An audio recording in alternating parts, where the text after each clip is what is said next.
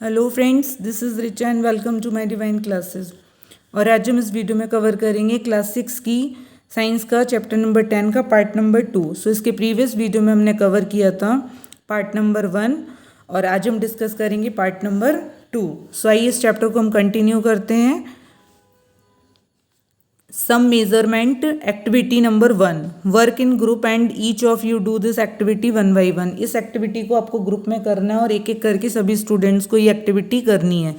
Using your foot as अपनी foot का use करते हुए आपको क्या करना है इस एक्टिविटी में, units of length, measure the length and the breadth of the classroom. Classroom की लेंथ और ब्रेथ को आपको मेजर करना है। It is possible that while measuring these you may find some part remain to be measured as it is smaller than your foot। जब आप measure कर रहे होंगे तो क्लासरूम का कुछ पार्ट ऐसा बचेगा, थोड़ा सा पार्ट ऐसा बचेगा जो कि आपके फुट की लंबाई से क्या होगा, छोटा होगा। तो अब आप क्या करेंगे, use a string to measure the length of a part of your foot. आप उस स्ट्रिंग का यूज़ करते हुए उसकी मेजरमेंट लेंगे। Foot as you did before, record your observations in table 10.1। और आपका जो भी रिकॉर्ड आएगा आपको इस टेबल में नोट डाउन करना है। यहाँ पे नेम ऑफ स्टूडेंट्स, जो भी लेंथ आई है और जो भी उसकी ब्रेथ आई है। क्लियर। नाउ एक्टिविटी नंबर 2 में अब आपको क्या करना है, इस एक्टिविटी को भी आप ग्रुप में करेंगे। Work in a group and each of you use your hand span as a unit to measure the width of a table और a desk in the classroom. आपके क्लासरूम में एक टेबल रखी हुई है, उसकी आपको लंबाई लेनी है कि कितनी इसकी लेंथ को मेजर करना है। तो आप इस एक्टिविटी को कैसे करेंगे, अपने हैंड स्पैन का यूज़ करते हुए। Clear. Here too you may find that you need strings length equal to your hand span.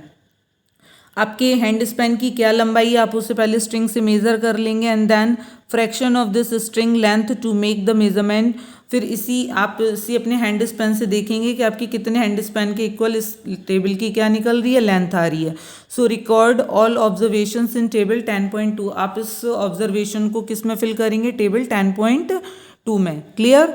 We see that measurement means the comparison of unknown quantity with some known quantity। So measurement means with comparison of unknown quantity with known quantity का meaning क्या हुआ, एक आपकी unknown quantity है like table और hand span आपका है known quantity।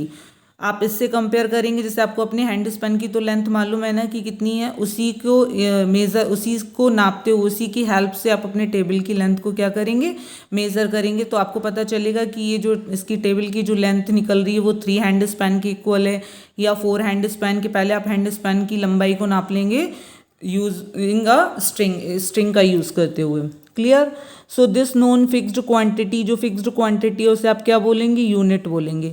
The result of a measurement is expressed in 2 parts. जो मेजरमेंट आता है वो आपके 2 पार्ट्स में होता है। 1 पार्ट इज नंबर, एक पार्ट आपका नंबर होता है, and the other part is unit of the measurement, और दूसरा पार्ट आपका यूनिट होता है जो कि मेजरमेंट का यूनिट ऑफ मेजरमेंट होती है। फॉर एग्जाम्पल, जैसे कि इन एक्टिविटी 1 में आपने क्या किया था, the length of the room is found to be 12 length of your foot. मतलब आपके 12 लेंथ ऑफ योर फुट, आपके फुट के 12 लेंथ के बराबर उस क्लास की रूम की क्या निकली थी, लंबाई। Then 12 is the number and the foot length is the unit selected for the measurement. Clear. तो आपके 12 फुट की लंबाई के बराबर उस क्लासरूम की क्या निकली थी, लेंथ निकली थी। Now study all the measurement record in table 10.1 and table 10.2 में आप अपना पूरा रिकॉर्ड नोटिस करेंगे, नोट करेंगे। Are all the measurement for the room using everybody foot equal. क्या सभी बच्चों के फुट की लंबाई क्या इक्वल होगी। Are everybody measurement by hand span. क्या सभी बच्चों के हाथ की लंबाई क्या इक्वल होगी। Of the width of the table equal. तो इससे क्या टेबल की लंबाई सभी बच्चों की इक्वल आई होगी। Perhaps the results could be different as the length of your hand span and that of your friend may not be the same. आपके और आपके फ्रेंड की हैंड स्पैन की और फुट की लंबाई क्या होगी, अलग अलग होगी, तो जो आपका रिजल्ट आएगा वो भी क्या होगा, डिफरेंट होगा। Similarly the length of the foot may be slightly different for all the students. तो सभी स्टूडेंट्स का जो रिजल्ट निकलेगा वो क्या होगा, स्लाइटली डिफरेंट होगा। Therefore when you tell your measurement using your hand span और length of foot as a unit to others, अगर आप अपने हैंड स्पैन से और फुट से लंबाई को मेज़र करके किसी दूसरे को बताएंगे तो क्या they will not be able to understand how big the actual length, तो वो नहीं समझ पाएगा कि इसकी एक्चुअल लेंथ है क्या।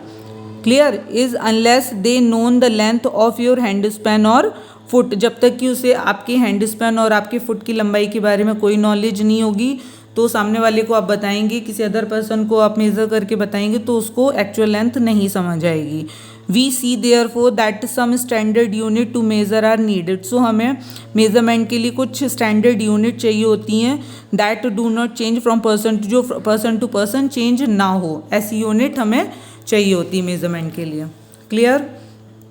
सो 10.4 standard unit of measurement in ancient times, पुराने समय में the length of a foot, the width of a finger and the distance of a step were commonly used, एक कदम की लंबाई, एक फिंगर की लंबाई और एक आपके पैर की लंबाई को यूज़ करके ही हम डिफरेंट यूनिट ऑफ मेजरमेंट निकालते थे।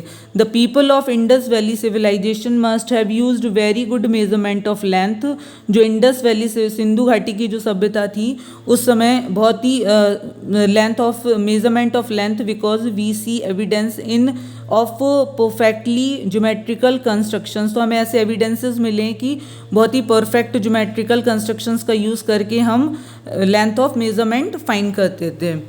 So cubit as a length from elbow to finger tips was use in ancient Egypt, Egypt में elbow to the finger tips का यूज़ करके इजिप्ट में क्या करा जाता था, लंबाई को नापा जाता था।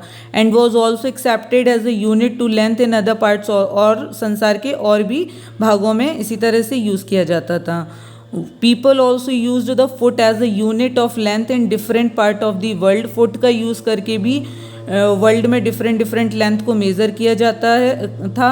The length of the foot used varied slightly from region to region, और जो फुट का यूज़ करके जो लेंथ की जो मेज़रमेंट निकाली जाती थी वो स्लाइटली क्या आती थी, डिफरेंट आती थी region to region. People measured a yard of cloth, cloth के यार्ड का यूज़ करके distance between the end of the outstretched arm and their chin, मतलब कि अपने गाल से लेकर अपने आर्म्स तक की लंबाई को नापा जाता था यार्ड का यूज़ करके।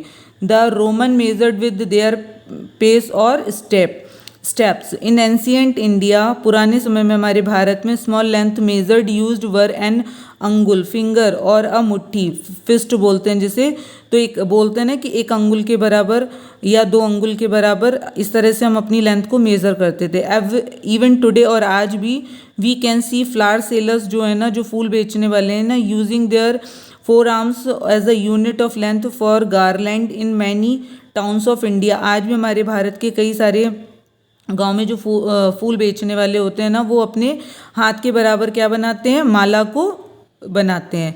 Many such body parts continue to be in use as unit of length when convenient, और जो हमारे बॉडी के पार्ट्स होते हैं वो क्या होते हैं, डिफरेंट होते हैं, जो हमारी लेंथ को मेज़र करने में क्या है, हमारी लिए सुविधा वाले हैं, when convenient.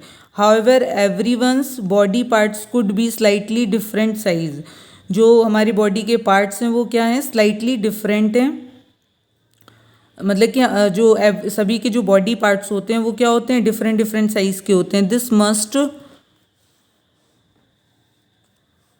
This must have caused confusion in measurement, so इससे क्या होगा, मेजरमेंट में क्या होगा, कन्फ्यूज़न होगा। In 1790 the French created standard unit of measurement called the metric system, तो 1790 में फ्रेंच में एक स्टैंडर्ड यूनिट को क्रिएट किया गया था मेज़र करने के लिए, जिसे आप क्या बोलते हैं, metric system. For the sake of uniformity scientist all over the world have accepted a set of standard unit of measurement. The system of unit now used is known as the international system of unit, जिसे आप SI unit बोलते हैं। Means पूरे संसार में आज भी scientist standard unit को फॉलो करते हैं। The system of unit now used is known as the international system of unit, SI unit. The SI unit of length is a meter, जो SI यूनिट जो SI यूनिट है length की वो क्या है, मीटर है। A metre scale is shown in figure 10.6 में आपका एक मीटर स्केल दिया हुआ है। Also shown in the 15 centimetre scale in your geometry box, आपके ज्योमेट्री बॉक्स में भी क्या है, स्केल दिया होता है जो कि 15 सेंटीमीटर के इक्वल दिखाया जाता है। Each metre is divided into 100 equal divisions. जो 1 मीटर होता है वो किसके इक्वल होता है, 100 सेंटीमीटर के इक्वल होता है, कॉल्ड सेंटीमीटर, जिसे आप क्या बोलते हैं, centimetre. Each centimetre has 10 equal division. सभी सेंटीमीटर में कितने डिवीजन होते हैं, इक्वल 10 इक्वल डिवीजन होते हैं, मतलब 1 मीटर में 100 इक्वल डिवीजन्स होते हैं जो जिसे आप सेंटीमीटर बोलते हैं, और 1 सेंटीमीटर में 10 इक्वल डिवीजन होते हैं जिसे आप मिलीमीटर बोलते हैं। सो आप कह सकते हैं कि 1 metre is equals to 100 centimetre and 1 centimetre is equals to 10 millimeter. Clear? For measuring large distance, meter is not a convenient unit. We define a large unit of length. It is called the kilometer. अब अगर आपको छोटी distance measure करना है तो उसके लिए तो आप मीटर का यूज़ करते हैं, बट अगर हमें कोई लार्ज डिस्टेंस को मेज़र करना है तो इट्स नॉट कन्वीनियंट, ये यूनिट आपकी कन्वीनियंट नहीं होगी। सो हम we define a large unit of length, it is called the, so large unit का यूज़ करते हैं जिससे आप क्या बोलते हैं, किलोमीटर। सो 1 किलोमीटर में होता है आपका 1000 meter. Clear? Now we can repeat all your measurement activities using a standard scale and measure in SI unit. Before we do that, we do need to know the correct way of measuring length and distance. So हमने ये measurement को सीखा activities के थ्रू। Standard scale and measure SI unit हमने समझाया। Before we do that, इन सभी को करने से पहले we do need to know the correct way of measuring length and distance. So आइए 10.5 में अब हम कुछ और मेजरमेंट को करेक्ट एकदम, इससे तो अभी आपका क्या था कि स्लाइटली डिफरेंट आ रहा था सभी स्टूडेंट्स का जो हमने अभी तक सीखा, बट अब हम करेक्ट मेजरमेंट निकालना है लेंथ की, तो हम कैसे फाइंड आउट करेंगे। So in our daily life we use various types of measuring device. हम अपने डेली लाइफ में वेरियस मेजरिंग डिवाइस का यूज़ करते हैं। वी यूज़ मीटर स्केल, जैसे कि metre scale,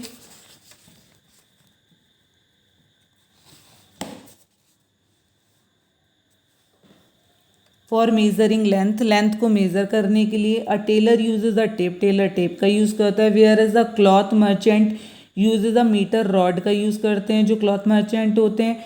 for measuring the length of an objects you must choose a suitable device.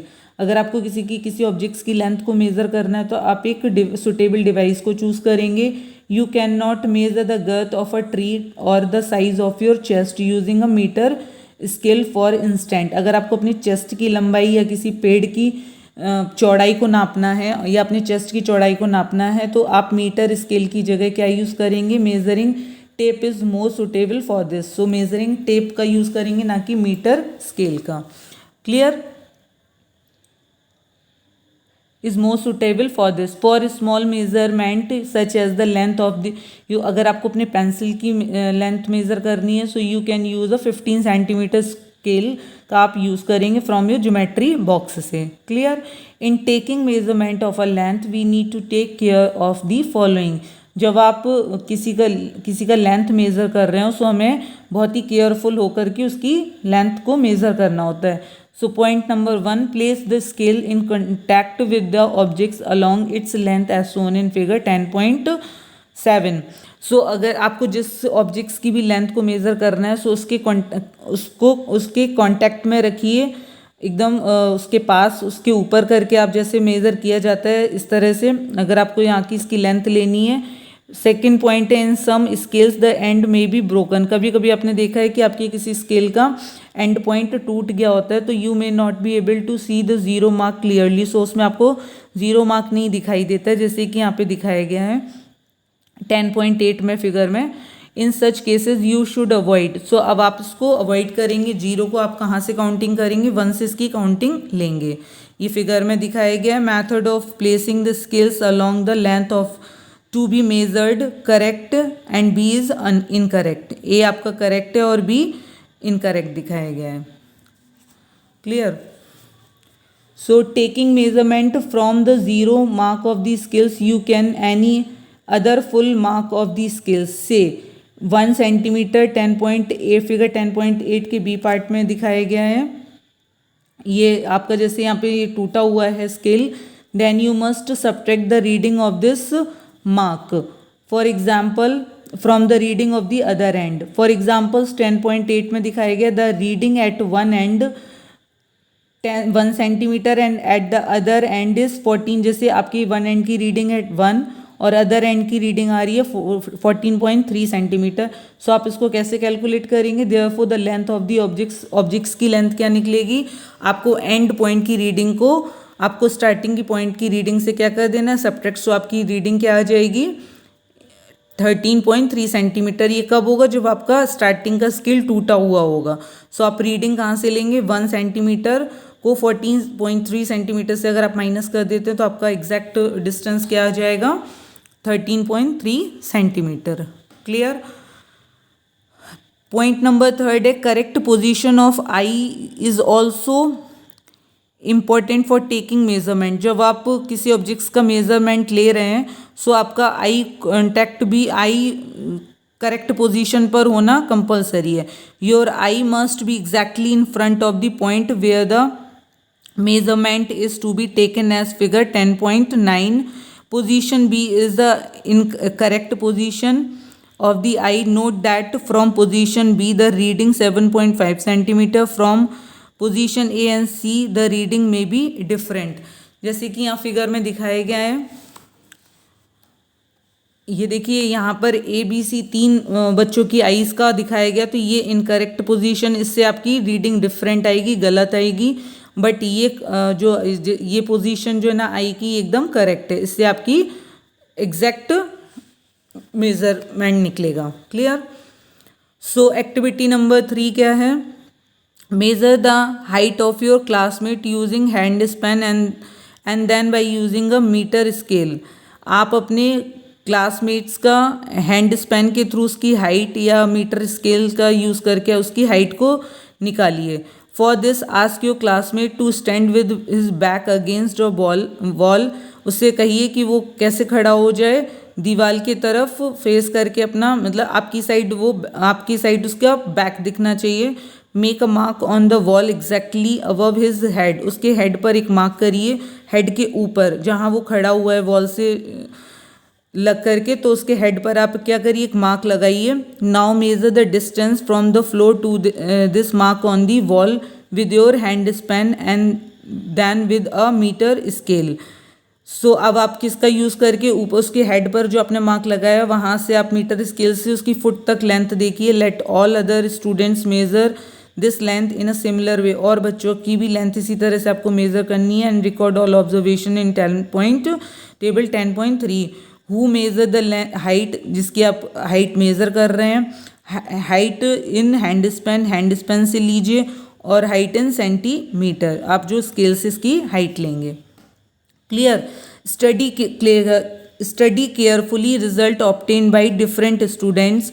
The result in column 2 may be different from each other as the length of the hand span may be different from different students. तो आपने यहाँ पर hand span के through बच्चों की height ली और यहाँ पे मीटर स्केल के थ्रू ली, तो जो हैंड स्पैन के थ्रू है वो तो बहुत ज़्यादा डिफरेंट निकली होगी बच्चों की हाइट, क्योंकि सभी बच्चों के हैंड स्पैन की लंबाई क्या होगी? अलग अलग होगी। Clear? So may be different from different students. Look at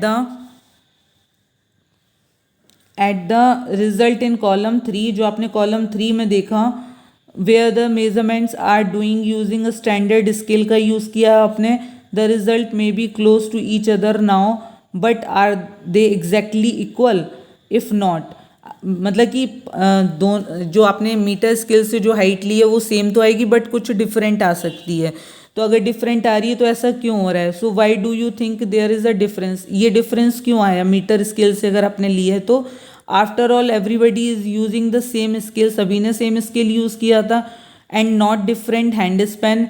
this could be due to small errors in taking observation.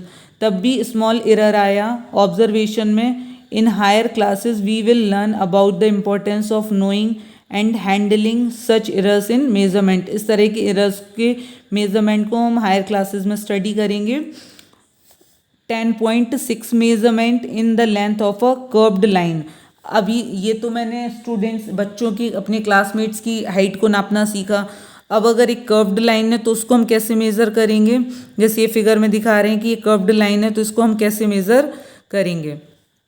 So activity 4, measuring the length of a curved line. We cannot measure the length of a curved line directly by using a meter scale. हम curved line को directly metre scale से उससे measure नहीं कर सकते हैं. We can use a thread. हमें इसके लिए थ्रेड चाहिए होगा to measure the length of a curved line को मेज़र करने के लिए. सो आइए देखते हैं एक्टिविटी नंबर 4 में क्या है. Use a thread to measure the length of the curved line. ये जो आपको ब्लू कलर का दिख रहा है ये आपकी कर्व्ड लाइन है और ये जो एक और दिख रहा है वो आपका थ्रेड है. अब हम इस थ्रेड की हेल्प से इस कर्व्ड लाइन की डिस्टेंस को क्या करेंगे, मेज़र करेंगे. सो करना क्या है आपको, the length of the curved line A B 10.10 figure में दिखा है. Put a knot on the thread near one of its ends.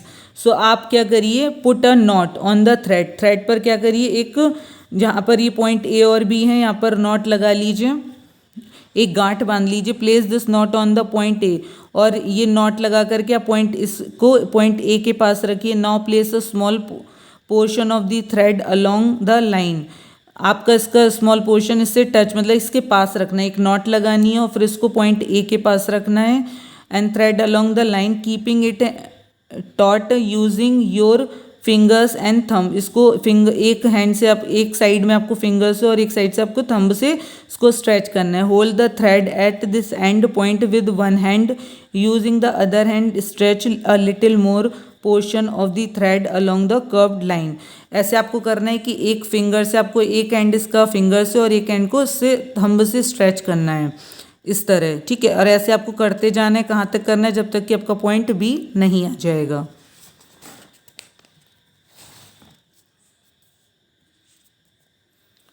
So on repeating this process till the other end B of the curved line is reached, make a mark on the thread where it touches the end B. जब ये B end तक पहुंच जाएगा तो आप वहाँ पे mark कर लीजिए. Now stretch the thread along a metre scale. अब आप स्ट्रेच करिए और थ्रेड को मीटर स्केल से मेज़र करिए. Measure the length between the knot in the beginning and the final mark on the thread. आप कहाँ से कहाँ तक, जहाँ आपने नॉट लगाई थी वहाँ से लेकर जो एंड पॉइंट बी है वहाँ तक आप मीटर स्केल से मेज़र कर लेंगे. This gives the length of the curved line A B. इस तरह से आपको कर्व्ड लाइन ए बी की लेंथ पता चल जाएगी. We see that we need a lot of care to ensure that we are measuring distance and length correctly. हमको बहुत ही केयर से इसकी लेंथ लेनी होगी जब आप मेज़र कर रहे हैं.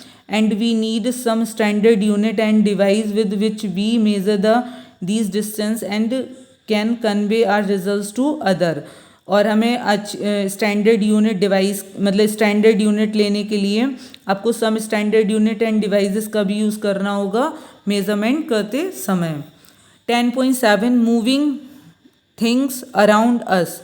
अब आप देखते हैं कि आपके चारों ओर कुछ ना कुछ आप ऑब्जर्व करेंगे कि आपके चारों ओर कुछ ना कुछ objects, living things, non living things हमेशा क्या करता रहता है, मूवमेंट होता रहता है. So think of some objects you have seen recently. आप ऑब्जेक्ट्स आपके चारों ओर देखिए क्या क्या ऑब्जेक्ट्स में मूवमेंट हो रहा है. लिस्ट देम इन टेबल 10.4 बनाइए. दीज में इंक्लूड अ स्कूल बैग हो सकता है, अ मॉस्किटो हो सकता है, टेबल हो सकती है, people sitting on chair or people moving about. This the list may also have a butterfly हो सकती है, dog, a cow, your hand and small baby, a fish in water, a house, a factory, a piece of stone, a horse, a ball, a bat, a moving train, a swing machine, a wall clock or the hand of a clock. Make your list as large you can. Which of these are moving, which are at rest. सो आपने अपने चारों ओर observe किया, कुछ living things कुछ non living things आपको movement करते हुए दिखाई देंगे. आपको उसको टेबल 10.4 में जितना आप ज़्यादा से ज़्यादा नोट डाउन कर सकते हैं यहाँ पे करिए. क्लियर. और आपको अब उसमें से बताना है कि इसमें से कौन सी थिंग्स आपकी मूविंग स्टेज पर हैं और कौन से रेस्ट हैं. सो आप ये कैसे आइडेंटिफाई करेंगे कि विच वन इज मूव, मतलब कौन सा ऑब्जेक्ट्स मूव कर रहा है और कौन सा रेस्ट पोजिशन पर है. So how did you decide whether an objects is in motion और एट रेस्ट. कौन मोशन कर रहा है कौन रेस्ट कर रहा है ये आप कैसे डिसाइड करेंगे. You might have notice that the bird is not at the same place after some time. आपने देखा है कि चिड़िया कभी भी हर थोड़ी थोड़ी देर में आपको दूसरी जगह वो एक जगह पर बैठी हुई नहीं दिखाई देती है. थोड़े थोड़े टाइम में वो यहाँ से वहाँ होती रहती है. While the table is eight the same place. जबकि टेबल एक सेम प्लेस पर रखी हुई है काफ़ी टाइम से. On this vast you may have decided weather an object is at rest और इन मोशन। तो आप इससे पता कर सकते हैं कि ये मोशन स्टेज पर है और ये रेस्ट पर है। Let us look at the motion of an ant closely. आइए अब हम एक चींटी का देखें कि वो कैसे मोशन करती है। सो इसको हम एक्टिविटी 6 के थ्रू समझेंगे। Select a place where you find ant, spread a large sheet of white paper on the ground and keep a little sugar on it। आपको क्या करना है, यहाँ पर एक वाइट पेपर शीट रखनी है और उस पर कुछ शुगर डाल देनी है। ant are likely to be attracted to the sugar and you will find may ants crawling on the sheet of paper soon. आप देखेंगे थोड़ी ही देर में कई सारी चींटियाँ वहाँ पर आ गई हैं। फॉर एनी वन एंट, आप किसी भी एक चींटी को ऑब्जर्व करिए। अब try and make a small mark, जहाँ से उसने चलना स्टार्ट किया वहाँ पर एक स्मॉल मार्क लगाइए with a pencil near its position. जैसे जैसे वो आगे बढ़ रही है आप उसको मार्क करते जाइए। When it had just crawl on to the sheet of paper, वो आगे बढ़ रही है तो आप उस तरह से उसको ड्रॉ करते जाइए कि वो किस किस रास्ते से आगे बढ़ रही है। Keep marking its position after a few second as its move along on the sheet of paper. After some times shake the paper free of the sugar and the ends. जब आपने ये सब एक्टिविटी कर ली, मतलब उसको mark कर लिया pencil से, आप देखेंगे वो डिफरेंट रास्ते से ऐसे ऐसे मूव करते हुए जाएगी। एक ही उस पर तो नहीं, रेस्ट तो नहीं करेगी ना, वो मूव करती रहेगी। आपकी जब ये एक्टिविटी हो जाए तो आप इसमें से पेपर से शुगर को हटा दीजिए और सारी चींटियों को हटा दीजिए। Clear. Connect the different point, जो आपने जो डिफरेंट पॉइंट्स को वहाँ पे बनाया है उसको क्या कर दीजिए, कनेक्ट कर दीजिए। You have marked with arrows, उसको एरो के थ्रू दिखाइए। टू शो द डायरेक्शन, उसका direction in which the ant was moving. उसका जो जो पॉइंट है उसे एरो के थ्रू क्या कर दीजिए, कनेक्ट कर दीजिए, तो उसका आपको मूविंग पता चलेगा कि वो कैसे मूव कर रही है। Each point you have marked,